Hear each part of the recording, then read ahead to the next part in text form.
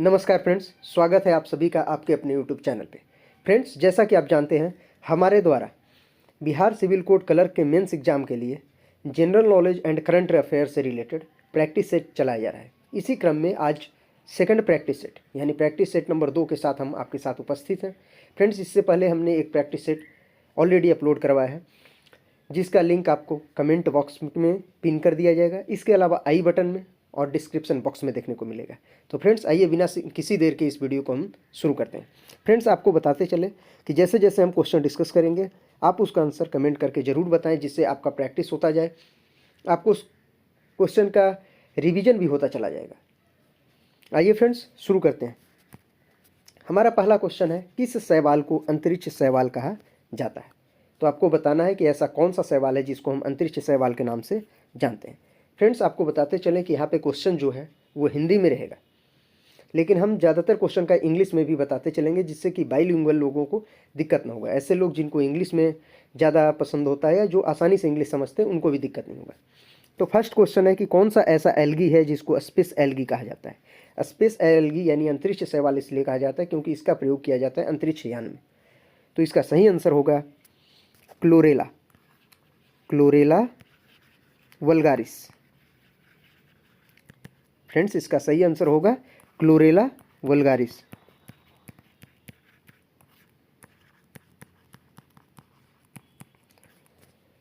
Friends, इसका मुख्य कार्य ये है कि जो स्पेसक्राफ्ट जाता है स्पेस में, यानी अंतरिक्ष में जो अंतरिक्षयान भेजे जाते हैं, उसमें इसका प्रयोग किया जाता है। इसका काम है कि जो एस्ट्रोनॉट कार्बन डाइऑक्साइड गैस छोड़ेंगे उसको ये एब्जॉर्ब करता है और बदले में ये ऑक्सीजन प्रोड्यूस करके देता है।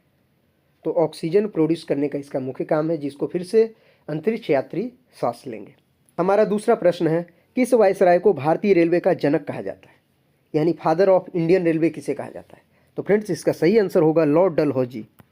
सही आंसर है लॉर्ड डलहौजी। इन्हें भारतीय रेलवे का जनक कहा जाता है क्योंकि लॉर्ड डलहौजी के समय ही पहली बार भारतीय रेल 16 अप्रैल 1853 को चलाई गई थी। तो आपसे अगर ये क्वेश्चन पूछता है कि पहली रेलगाड़ी कब चलाई गई थी, तो 16 अप्रैल 1853 को मुंबई से थाने के बीच चलाई गई थी। मुंबई का एक जगह है बोरी बंदर, वहाँ से थाने के बीच चलाई गई थी 34 किलोमीटर के लेंथ पे। लॉर्ड डलहौजी के अगर कार्यकाल की बात करें तो इनका कार्यकाल था 1848 से लेकर 1856। ये प्रमुख जो ये काफ़ी प्रसिद्ध रहे हैं, इनकी एक नीति के वजह से प्रसिद्ध रहे, जिसको बोलते हैं हड़प की नीति। इनके नीति का नाम है हड़प की नीति, यानी डॉक्ट्रिन ऑफ लैप्स। हड़प की नीति, ये राज्य हड़पने के लिए जाने जाते हैं। इनके बाद अगर जो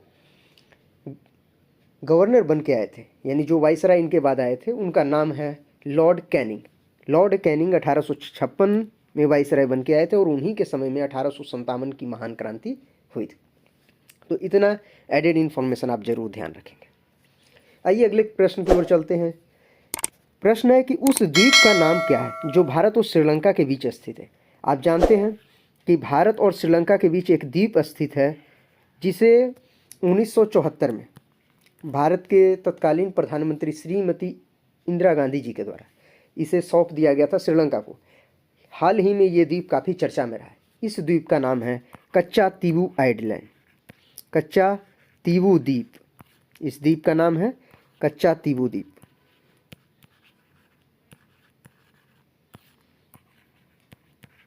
कच्चा तीवू द्वीप।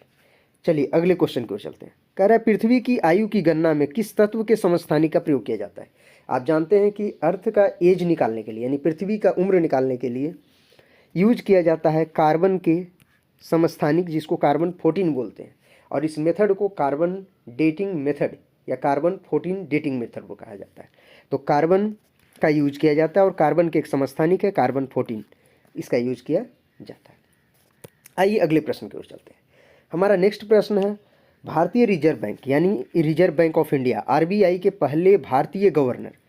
तो देखिए, रिजर्व बैंक ऑफ इंडिया से रिलेटेड 3 गवर्नर का नाम जरूर याद रखेंगे। पहला कि सबसे पहले गवर्नर कौन थे, फर्स्ट गवर्नर, तो उनका नाम है Osborne Smith, sir Osborne Smith, sir Osborne Smith. ये तो हो गया कि पहले गवर्नर कौन थे। जब रिजर्व बैंक ऑफ इंडिया 1935 में बना था, यानी 1935 में रिजर्व बैंक ऑफ इंडिया की स्थापना हुई थी, उस समय पहले गवर्नर बने थे सर ओसबॉर्न स्मिथ। दूसरा याद रखना है जो यहाँ पे क्वेश्चन में पूछा गया है कि पहले भारतीय गवर्नर, तो ये थे सी.डी. देशमुख। सी.डी. देशमुख, इनका पूरा नाम है चिंतामन द्वारकानाथ देशमुख। तो पहले भारतीय गवर्नर चिंतामन द्वारकानाथ देशमुख थे, और पहले गवर्नर की अगर केवल बात की जाए तो ओसबॉर्न स्मिथ थे। और प्रेजेंट समय में यानी वर्तमान में आरबीआई के गवर्नर कौन हैं, तो इसका नाम आप कमेंट करके जरूर बताएं। दोस्तों, वर्तमान में गवर्नर आरबीआई के हैं संजय मल्होत्रा, और ये 26वें नंबर के गवर्नर हैं, 26th गवर्नर हैं इस समय संजय मल्होत्रा। इससे पहले शक्तिकांत दास थे जो कि दिसंबर में रिटायर हुए, उनके बदले इस समय नए गवर्नर आए हैं संजय मल्होत्रा। तो ये भी याद रखेंगे, तीनों पॉइंट याद रखना है। पहले गवर्नर थे ओसबॉर्न स्मिथ, पहले भारतीय गवर्नर सी.डी. देशमुख, और वर्तमान समय में गवर्नर हैं संजय मल्होत्रा। चलिए अगले प्रश्न की ओर चलते हैं। हमारा अगला प्रश्न है, लखनऊ से 1857 के विद्रोह का नेता कौन? लखनऊ से 1857 के विद्रोह का नेता के विषय में पूछा गया है। तो फ्रेंड्स, इसका आंसर जल्दी से कमेंट करके आप बताएं, बहुत ही आसान है। आप जानते हैं लखनऊ से 1857 के विद्रोह का नेता का नाम बेगम हजरत महल है। तो इसका सही आंसर हो जाएगा बेगम हजरत महल। फ्रेंड्स, आपको बताते चलें कि 1857 का विद्रोह लॉर्ड कैनिंग के समय में हुआ था। उस समय जो गवर्नर जनरल थे वो थे लॉर्ड कैनिंग। तो ये बात आपको ध्यान रखना है। अगला चीज़, कुछ और इन्फॉर्मेशन जान लें कि कानपुर से इसका विद्रोह का नेतृत्व किया था नाना साहब ने, दिल्ली से जनरल वखत खान ने, बरेली से खान बहादुर ने, जगदीशपुर यानी आरा जिसको बोलेंगे बिहार से बाबू वीर कुंवर सिंह ने, फैजाबाद उत्तर प्रदेश से मौलवी अहमदुल्ला ने, और झांसी से रानी लक्ष्मीबाई ने इसका नेतृत्व किया था। फ्रेंड्स, 1857 के विद्रोह को स्वतंत्रता संग्राम का प्रथम विद्रोह किसने कहा था? इस क्वेश्चन का आप कमेंट करके आंसर दें। चलिए अगले प्रश्न की ओर चलते हैं। हमारा अगला प्रश्न है, क्वांटम थ्योरी ऑफ रेडिएशन का आविष्कार किसने किया था? आप जानते हैं कि रेडिएशन का क्वांटम थ्योरी का आविष्कार मैक्स प्लांक के द्वारा किया गया था। तो इसका सही आंसर हो जाएगा मैक्स प्लांक। Max Planck. हमारा अगला क्वेश्चन है, ऑप्टिकल फाइबर किस सिद्धांत पे काम करता है? बहुत ही बार ये एग्जाम में पूछा गया है क्वेश्चन, ऑप्टिकल फाइबर किस सिद्धांत पे काम करता है? तो इसका सही आंसर है पूर्ण आंतरिक परावर्तन। पूर्ण आंतरिक परावर्तन यानी टोटल इंटरनल रिफ्लेक्शन। तो optical fibre total internal reflection यानी पूर्ण आंतरिक परावर्तन के सिद्धांत पर काम करता है। चलिए फ्रेंड्स, अगला प्रश्न है, प्रधानमंत्री के कर्तव्य संविधान के किस अनुच्छेद के अंतर्गत आते हैं? प्रधानमंत्री के क्या क्या कर्तव्य हैं, ये भारतीय संविधान के किस अनुच्छेद में लिखा गया है? तो इसका सही आंसर होगा अनुच्छेद 78, 78। अनुच्छेद 78, 78। दोस्तों, आपको बताते चले प्रधानमंत्री से रिलेटेड 3 महत्वपूर्ण अनुच्छेद हैं, अनुच्छेद 74, अनुच्छेद 75 और अनुच्छेद 78। 78 में तो प्रधानमंत्री के क्या क्या कर्तव्य हैं इसके विषय में मेंशन है।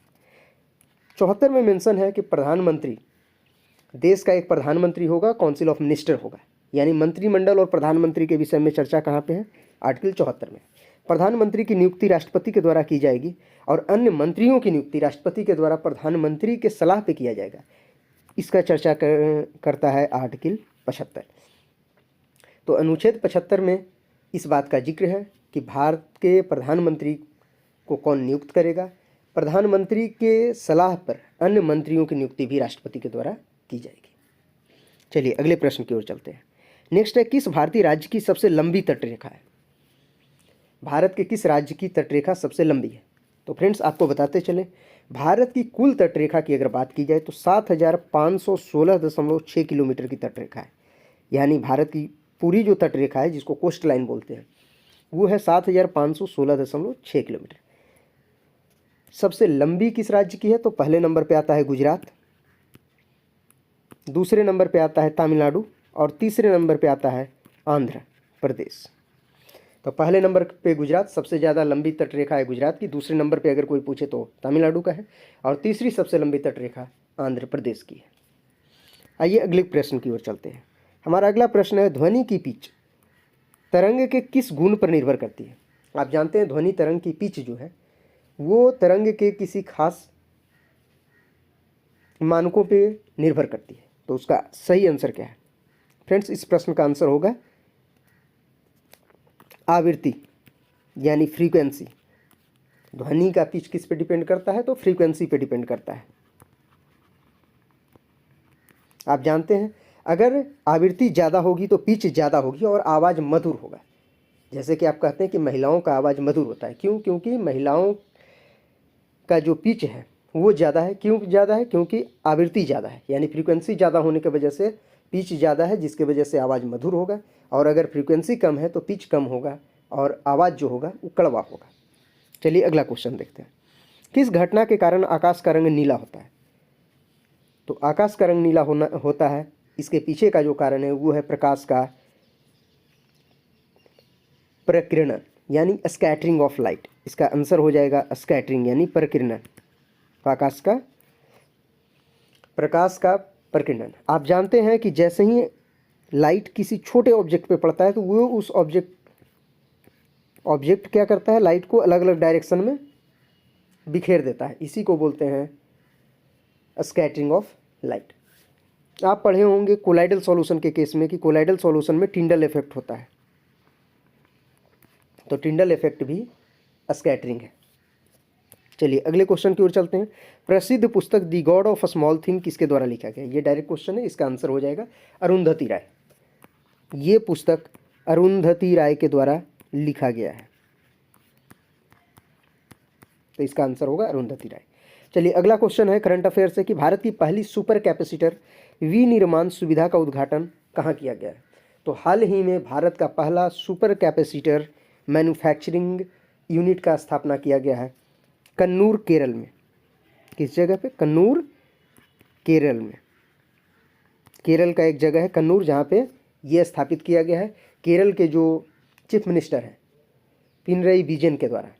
फ्रेंड्स, इस सुपर कैपेसिटर यूनिट को स्थापित करने में जो टेक्निकल सपोर्ट दिया गया है वो दिया गया है इसरो के द्वारा। आप कमेंट करके बताएं कि इसरो के वर्तमान में चेयरमैन कौन है। चलिए अगले प्रश्न की ओर देखते हैं। जो हमारा आखिरी प्रश्न है वो है कल्लेश्वर मंदिर किस राज्य में स्थित है? हाल ही में ये न्यूज में रहा है कल्लेश्वर मंदिर, क्योंकि 13वीं शताब्दी की एक स्टोन का इंस्क्रिप्शन वहाँ पे मिला है 13th सेंचुरी का। तो इसको लेकर ये मंदिर काफ़ी चर्चा में रहा है। तो इसका सही आंसर होगा कर्नाटक। ये मंदिर है कर्नाटक के देवनगिरी डिस्ट्रिक्ट में। कर्नाटक के देवनगिरी डिस्ट्रिक्ट में ये मंदिर है। ये मंदिर बनाया गया था चालुक्य राजा सोमेश्वर के महामात्या के द्वारा। चालुक्य राजवंश के राजा सोमेश्वर के महामात्या के द्वारा बनाया गया था और ये मंदिर भगवान शिव को समर्पित है। तो अगर आपसे कभी पूछ लिया गया कि कल्लेश्वर मंदिर किस देवता को समर्पित है तो ये भगवान शिव को समर्पित है। तो फ्रेंड्स, इस तरह से हमारे आज के 15 क्वेश्चन समाप्त होते हैं। आप जरूर कमेंट करके बताएं कि आपने कुल कितने स्कोर किए हैं।